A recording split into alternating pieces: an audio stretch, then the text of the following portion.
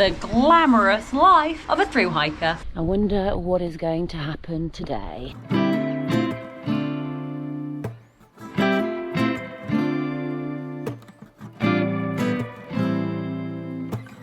Such a lovely start to the day. This is absolutely beautiful.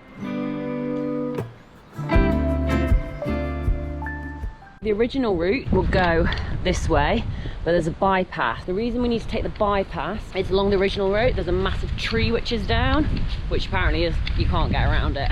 So they prefer people to take the bypass, which is what I'm going to do. There's a nice trail, 4 kilometres to get to the road, 2.5 kilometres in.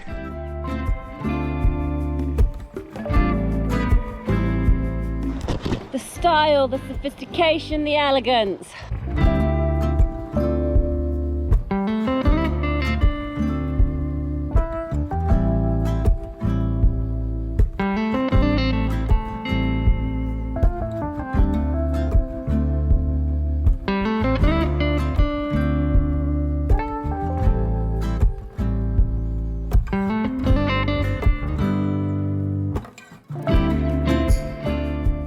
We've reached the viewing platform, and in the distance, I'm hoping I can point it out, right there, I'm going to try and zoom in, that is the Sky Tower in Auckland. OMG, that is Auckland in the distance.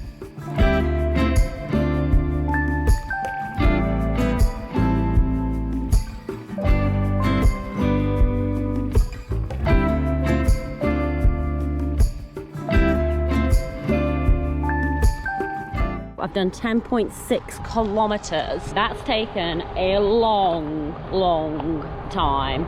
So the road that we're coming to now, this is the State Highway 1, which we need to get across. And we just come out of Dome Forest, top of the dome. First, let's cross this road safely.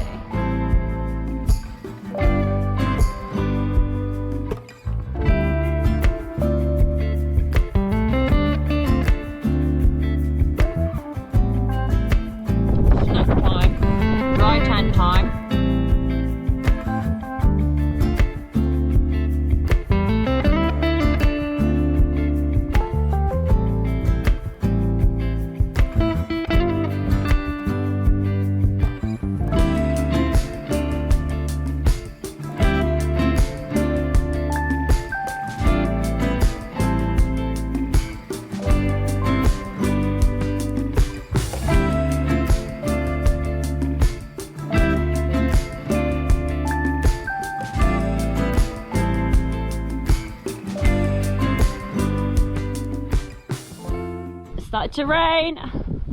Hopefully it won't last long.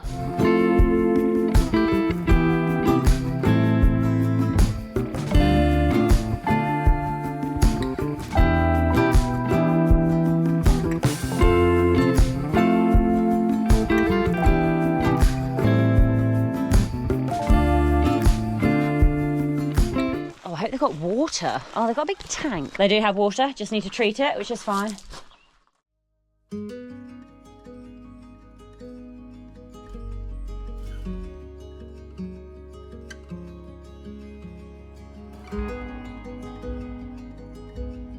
So this is the track that we should have been going down, this one. But there's like swing bridges and all of that, but floods basically took out loads of the swing bridges, so it's pretty much impassable. Danger! Walking track closed! Keep out, please! So there was a bridge which crossed over here, and then you'd walk through the forest, and it's stunning and beautiful, blah, blah, blah. Not anymore. This looks like the remains of the bridge. So what that means is you've got to do this 4-kilometer road walk, but it's not a nice road walk. As in, it's a very quick road. There's very little hard shoulder to walk on. So you just really need to pay attention, which is a real shame because that would have been a stunning walk. But hopefully I'll be able to hitch this stretch. But the problem is, there's not really many places to hitch, if that makes sense. So as soon as you start walking, there's nowhere for cars to stop. So it's either I stand here at like 2 minutes to 8 o'clock and wait for a car and see if I'll get a hitch, or I just sort of press on hoping, look, it's quite early. It hopefully won't be, excuse me, that busy. I'll give it 3 minutes and see what happens. Okay, 5 minutes and see what happens. Do you know what, I was going to say I'll give it 5 minutes, but the issue is, so the cars are going to come this way. They're going to come around the bend too quickly to see me, to pull in, to stop, because they have to make like a split-second decision.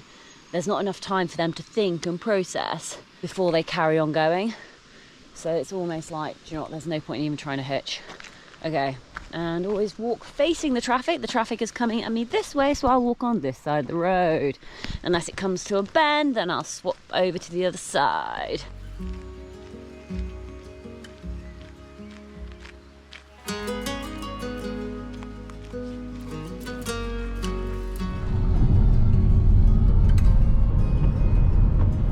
Woo! People are so amazing! What an absolute legend. I missed all the horrendous road walking, which I'm so happy about. But what I need to do is basically head down one of these roads, get to the coast.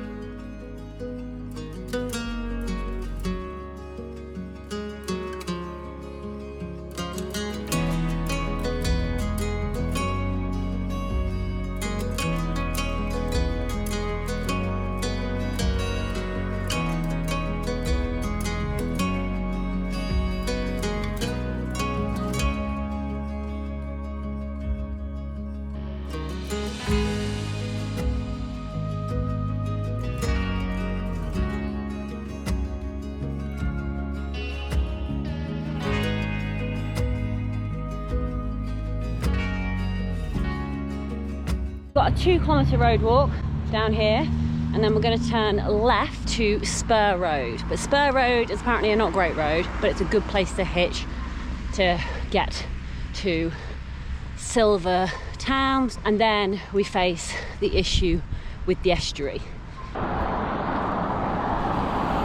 Junction, folks, Spur Road down to Stillwater. Apparently this should be easy to hitch. Welcome to Stillwater. Our road is narrow and lacking in safe places to walk with many blind corners. The locals are happy to give you a lift. Please wave us down. Ah, perfect timing. I've made it down to Stillwater Holiday Park, which is just here. And then this is the entrance to take us into the bush. So on the app, I'm the blue dot right here. So it's about a 4-kilometre walk to get a Cora walkway. And then that's the estuary crossing. That's what I just need to quickly do a little bit of investigation to see what the tides are doing. High tide is at 11:32 a.m, so less than 30 minutes, which is 2.83. 5:47 p.m. is when it's next low tide, 0.61 meters. Oh, I'm sat outside the toilets, by the way. The glamorous life of a through hiker. All right, let's get out. Where am I going? Let's get out into, what do they call it? The bush. Let's get out into the New Zealand bush. This, there is, okay, you can obviously see the big marker there. Next to it, there's an orange marker. Once you get to that orange marker, you can go through that forest. You can go through the forest section. So that is pointing this way, so it's along the beach, along this cove. I think my feet are gonna get wet. Yeah, I'm gonna have to basically walk around the very edge of this in front of these rocks to get around to that point there and hope that this is not too deep, but it shouldn't be. This should be a shallow bay. Hopefully, stick as close to the shoreline as possible. I don't want to speak too soon, but I think the hard part's over. So I came from all the way over there, around this coastline here, and I just need to get to this orange triangle. You can see where I need to get to. Okay, and it's along this bit here.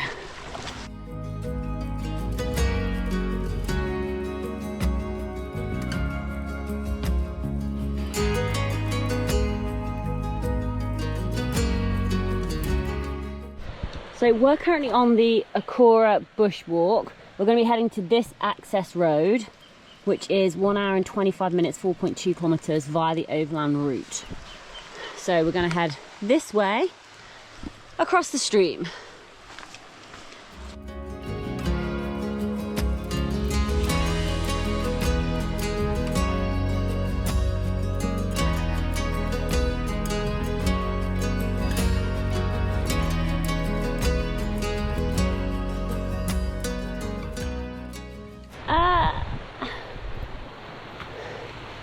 So I've come to the end expecting to turn right to head out to go on the access route.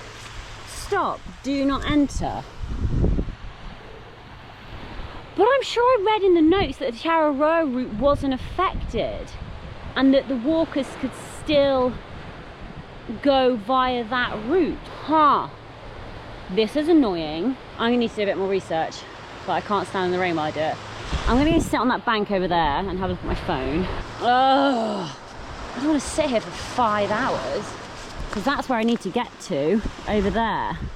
But I cannot cross now. Let's keep calm. Let's figure this out.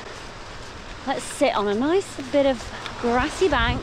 So I can't go to my right because there's water, and I can't go to my left because there's a disease. And after rereading the trail notes multiple times, basically down, so it gives you all this information about how to bypass it. Shallower crossing route, including 5-kilometer road walk. There's an alternative crossing point. Blah blah blah. All the info, northbound, southbound. Take special care. Did all of that. Read about that road block. That there's another one. The Akura Bush Scenic Reserve is currently closed to all walkers because of the Kura dieback disease. The closure does not affect the official Araroa route, which crosses the estuary without entering the affected area. That's probably as far as I read. I was like, fine, perfect, good. The Akura Bush Scenic Reserve previously offered an alternative route all the way to its end at High Access Road, which is where I was heading, and then heading out to the East Coast Road Bay and then turn left south to that's what I was going to do. Oh, why did they share all the rest of this? Oh, it's so annoying. My day started off so well. So well. Low tide 5:47. By the way, the reason it wasn't obvious, when I was in here, you read this section, shallower crossing, blah blah blah, southbound, so you read that, you then come to northbound, so you're like, well, I'm not interested in northbound, no interest to me, so you float along, special care on this, fine. This should have been highlighted, no sorry, this bit should have been highlighted in bold, because then you just sort of scroll down because you found your information, you assume that that's still to do with northbound info. And then here what it says about take extreme care crossing the estuary, cross at dead low tide only. So I need to cross at 5:46, 5:47. Still got about 3 hours to chill, but I thought I'd just walk around the headland just to see what it was like, just to get an idea. It's also getting pretty cold just sitting where I'm sat, so let's head up on these rocks. I'm actually really intrigued to see how much lower it's going to go. So we've still got a couple of hours to wait, but this is where it's at the moment. There is a marker over there which I can see. How deep is this going to be? I think I'm getting nervous now doing it solo, and then part of me is like, should I like just camp here tonight and then go tomorrow morning? Maybe there's other people. No, I'm sure I will be fine. I'll give it a couple, do you know what? I'm going to give it a couple more hours. Let's see how far the tide goes down, and then we can play it by ear. We can always turn around. So what am I concerned about? One, I don't want my electronics to get wet, so I'm going to move basically all my precious stuff to the very top of the backpack. I just don't know how high the water's going to come up to me. Second thing I'm concerned about is getting cold or getting dry on the other side and getting warm as quickly as possible. So I'll be taking off my waterproofs and all my layers, etc., putting them inside dry sacks and dry sacks. I'm going to have my food bag at the very, very bottom of my bag. So if the backpack does hit the water, it's going to be my food bag, which is in a dry sack, etc., and then the rest of my gear inside this dry sack. This isn't ultra lightweight, but it is so thin. I'm a little concerned about it. But then all my other stuff is in double, so I've got a large dry sack, and inside the dry sack is more dry sacks basically with all my stuff in. I'll have my warm clothes at the top, so as soon as I cross over, get to the other side, I'll have my towel ready, dry off, boom, whack on my warm layers and get walking. I had a look and I thought there was a campsite at the very end, like 5 kilometers away. Perfect. Quick 40-minute, 50-minute walk, warm up. Apparently there's no camping there. So I was literally just like, So I may have to like wild camp. My tent is dry, so that's good. So basically we're good to go. Let's get to the other side safely. This is looking very different from when I was here before because the sea was obviously all the way up to where I was sitting. So we've got the first channel we're going to cross, and in the distance you can see the pole. That's the pole we're aiming for with the orange tag, and then we're going to turn from there. So first channel. Woo! Okay. How cold is it going to be?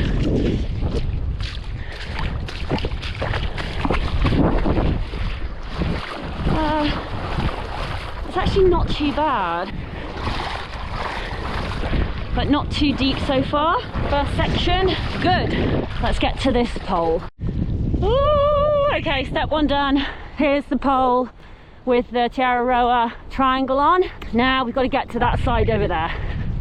Now this channel is going to be deeper. Wow. Okay, that's where we want to go. Right across. It's going to take our time. One step at a time.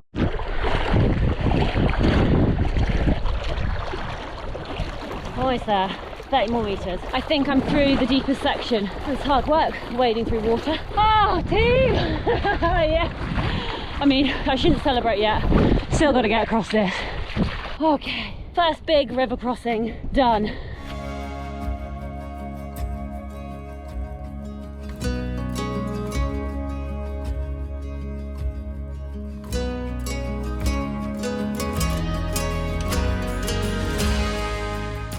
The rain has been relentless and it's icy cold. I cannot stop moving in this weather.